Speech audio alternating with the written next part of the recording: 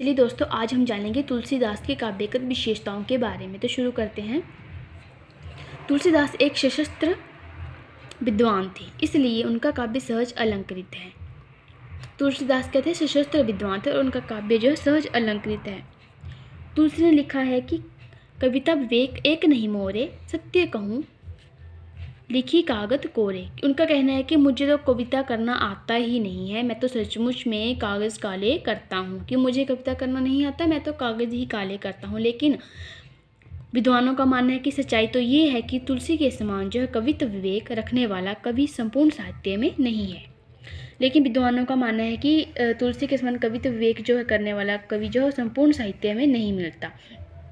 विभिन्न काव्य शैलियों का प्रयोग हुआ है, यानी कि इनके काव्य में विभिन्न काव्य शैलियों का प्रयोग हुआ है। तुलसी के साहित्य में मुक्तक, खंड काव्य और महाकाव्य आदि सभी रूपों में मिलते हैं। ब्रज और अवधी भाषा पर इनका समान अधिकार था।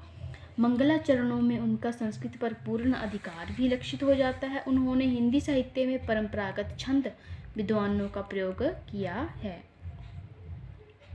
तुलसी की गीतावली में सूरदास के सूरसागर की ब्रज भाषा का प्रयोग किया गया था।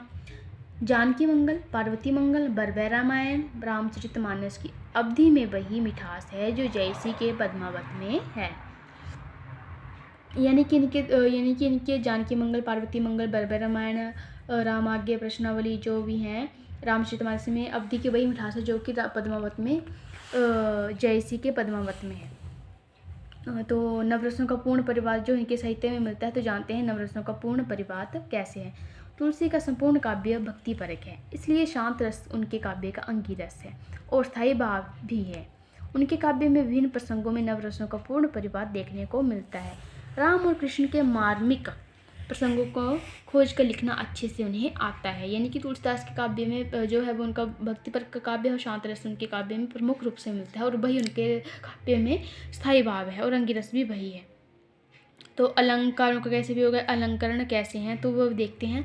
तुलसीदास संत कवि हैं, इसलिए उनकी कविता सहज अलंकृत है।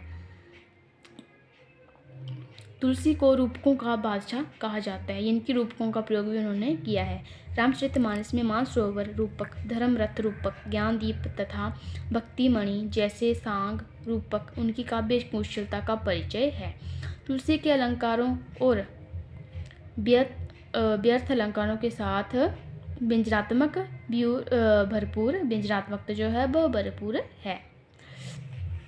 तो जानते हैं इनकी भाषा के बारे में। साथ में पहले भी हम भाषा के बारे में पढ़ चुके हैं, लेकिन थोड़ा सा यहाँ भी जान लेते हैं। तुलसीदास संस्कृत और लोक भाषाओं के पंडित थे। अवधी और ब्रज भाषा को उन्होंने कुशलतापूर्वक प्रयोग किया है और अवधी को बोली से एक प्रतिष्ठित भाषा बना दी। यानी कि अवधी जो है एक बोली थी और बाद में से उन्होंने अप्रतिष्ठित भाषा बना दिया। तुलसी की भाषा प्रसंग के अनुसार बदलती रहती है, यानी कि तुलसी की भाषा जो है वो प्रसंगों के अनुसार बदलती है। उसमें मधुरय एवं प्रसाद गुणों का प्रसंग के अनुसार समावेश रहता है। श्रृंगार रस में कंकन, किंकनी, बाली मधुर भाषा है, यानी कंकन किंकनी वाली मधुर भाषा है। तो युद्ध के प्रसंग में घोर गर्जन भी है।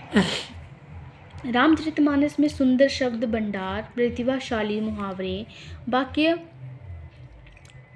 पुंजों में चुभती हुई उपमाओं की भरमार तो है ही, यह वस्तु में उभती कौशल में सहायक हैं। राम भाषण शिष्टता मानस के राम वादों से सीखे जा सकती हैं। हनुमान और अंगद से रावण के दरबार में जो संवाद हुए हैं वह तुलसी के नाटक के संवाद कला के प्रमाण हैं।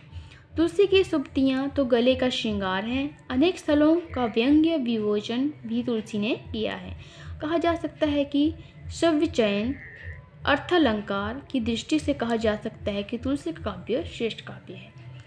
तो ये थी इनकी काव्य विशेषताएं। तो मेरा वीडियो अच्छा लगे तो like, share and comment, subscribe करें मेरे चैनल को। Thank you.